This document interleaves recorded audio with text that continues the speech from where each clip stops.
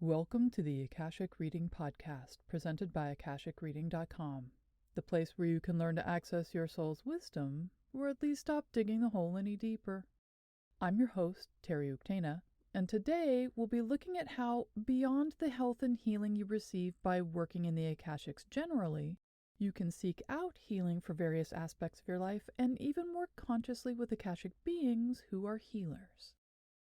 There are any number of ways the Akashics can be used for healing, and all kinds of things can be healed through accessing resources in the Akashics. In fact, accessing the Akashics consciously for any reason provides healing through the contact simply because of its nature, or ours, depending on how you look at it. Being in a physical body is not our natural state. The Akashics is where we reside when not embodied. It's home.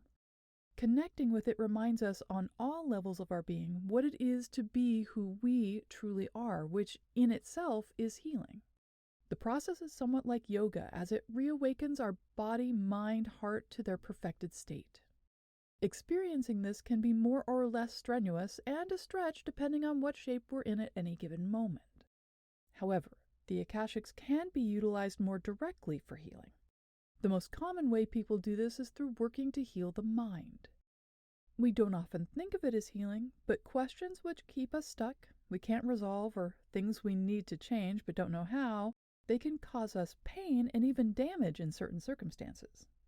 Whether working with a mentor or Akashic master, our soul book or other texts in the Akashic library, with our teacher or guides, we can relieve our mind of the problem by finding a solution and developing a plan of action.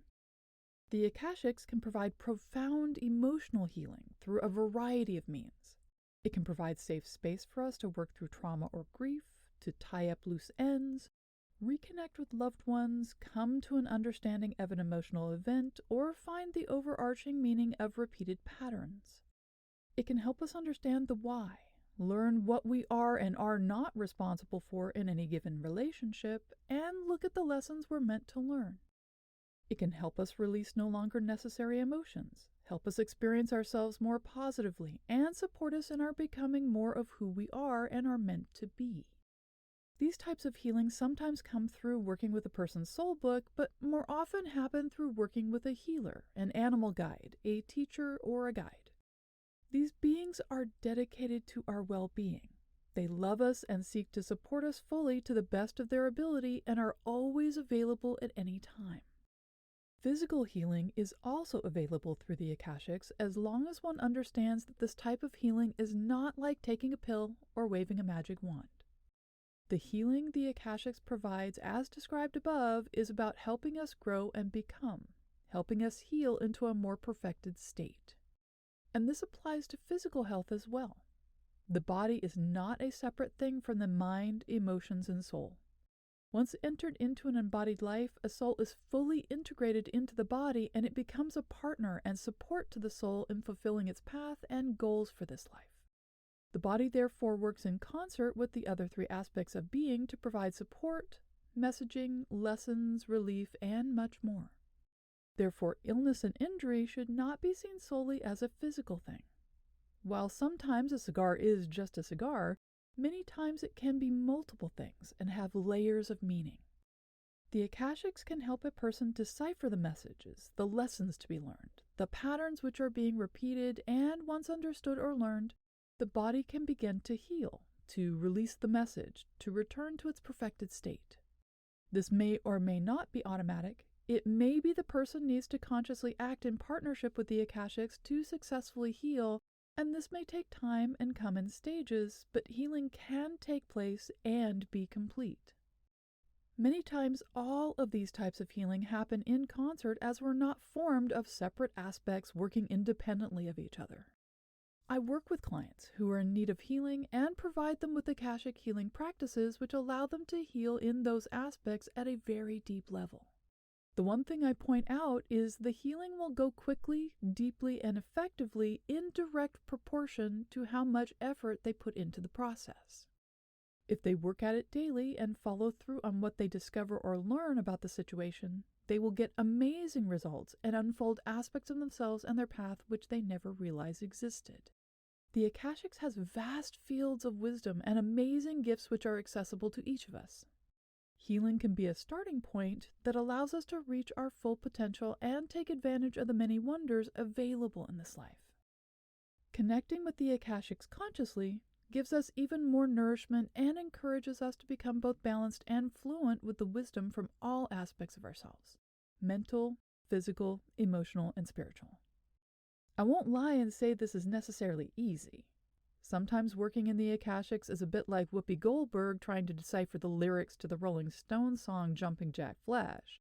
I myself have been known to exclaim, "Oh, come on!" over frustrating half-answers or fortune cookie responses. When students and clients want to know how I've become so adept at reading and deciphering Akashic information, part of the answer is thousands of hours and decades of effort followed by bouts of frustration ending in Eureka! Or facepalm, and oftentimes both. Beyond the ambient healing properties of the Akashics, there are souls there who are classified as healers. These are mature souls who have the interest, aptitude, and dedication to take on the service of providing healing for souls in need. Just like an athlete who overworks or mistakenly moves incorrectly, souls can be injured in the normal course of their existence. Most issues heal automatically, but sometimes we need help from someone else. For the purposes of this episode, I'll be focusing on those healers who work with embodied souls.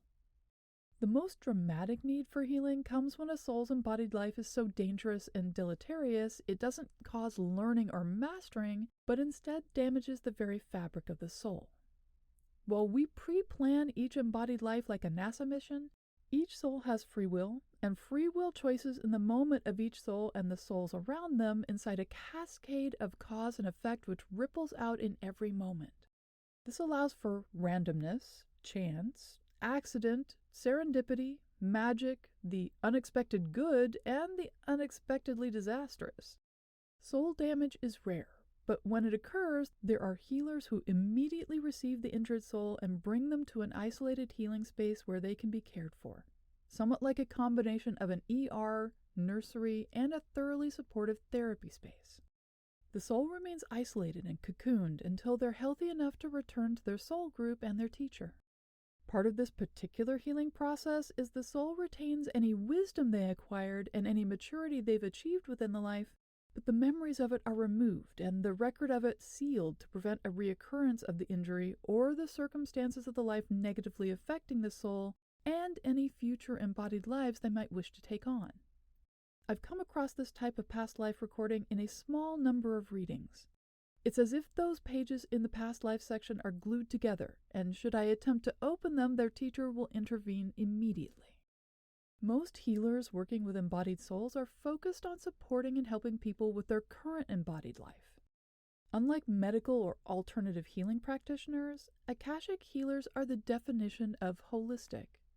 They know us as fully integrated beings, yet each is well versed in our experience of life as separated into the various aspects of self and is able to focus on any one aspect when necessary and efficacious.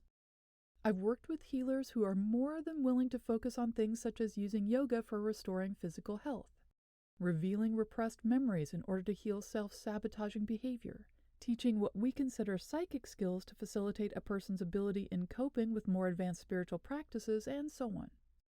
The underlying focus of their work is to bring us into balance with ourselves.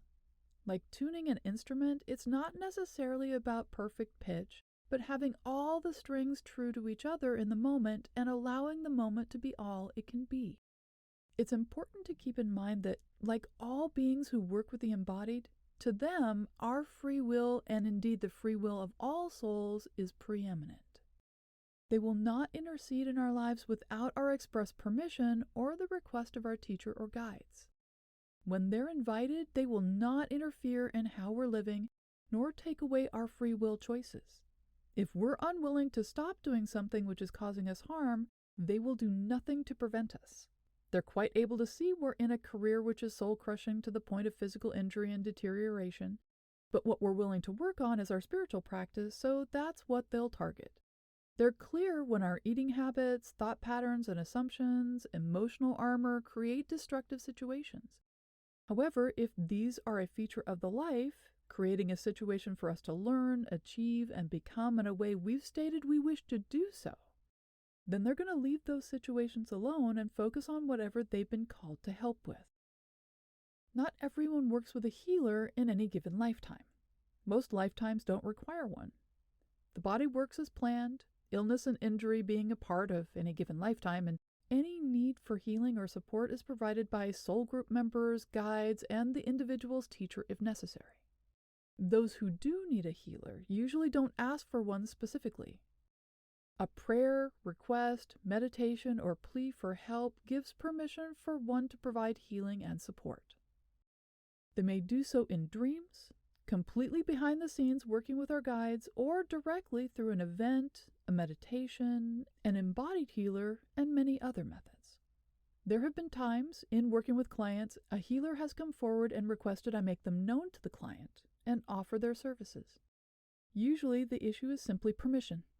They can't insert themselves into the person's embodied life without it. Once permission is given, they get started as they have usually prepared for what is needed and possible. They sometimes offer additional modalities and ways in which they can work with them proactively to intensify and deepen the healing process. What is wonderful is we needn't wait in hopes a healer might come to support us in difficult times. We can work with healers consciously in the Akashics and request their help at any time. We can request help with physical ailments, emotional hurts, personal or professional issues, spiritual difficulties, and so on. Healers who work with embodied souls are wise in the ways of embodied life and skilled at working not only on their side of the veil, but on ours as well. The key is how you approach the relationship.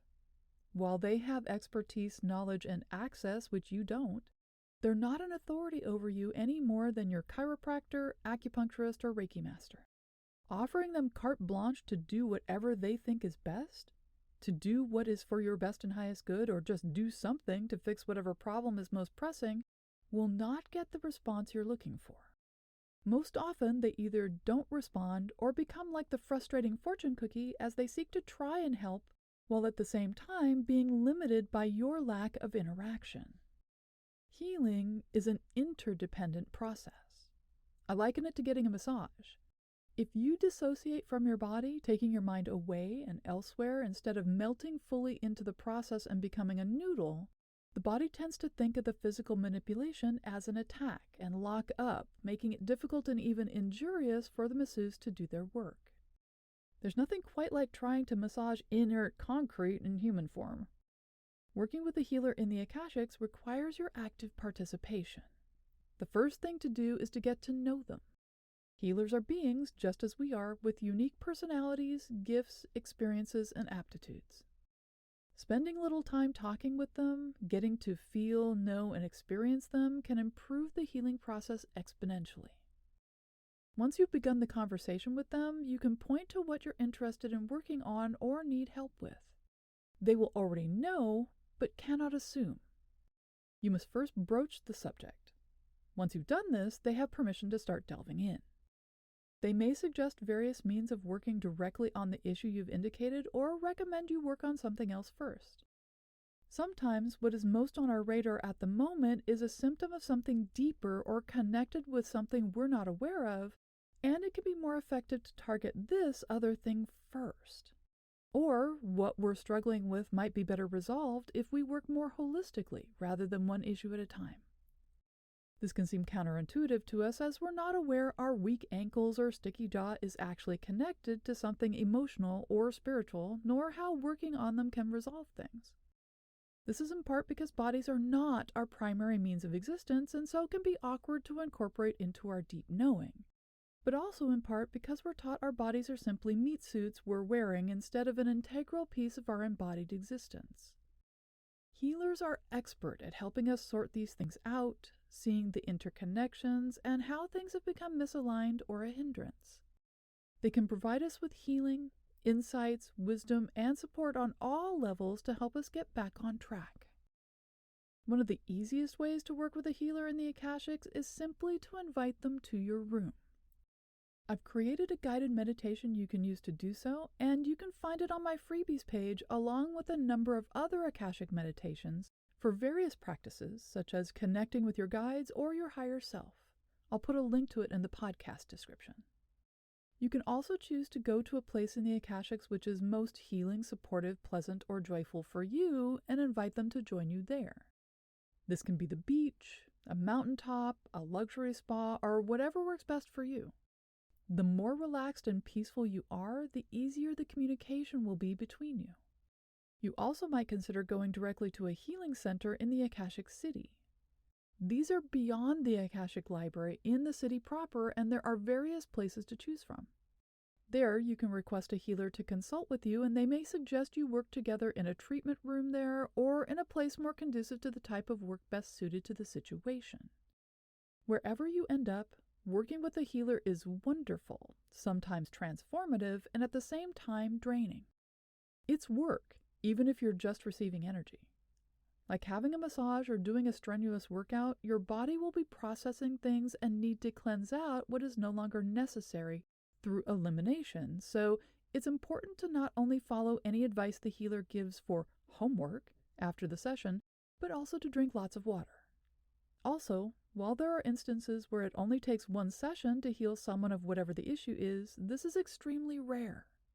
Healing is usually a journey in and of itself. So, if you're at a point where you need some healing in an aspect of your life, a healer can be an ally and one of your best options for not only resolving things, but moving forward into thriving. And that's all the time we have this week. If you're interested in knowing more, check out my website, akashicreading.com. Thank you to my patron of honor this week, Laura Rowland. If you're enjoying this podcast, please consider supporting it by subscribing on Patreon.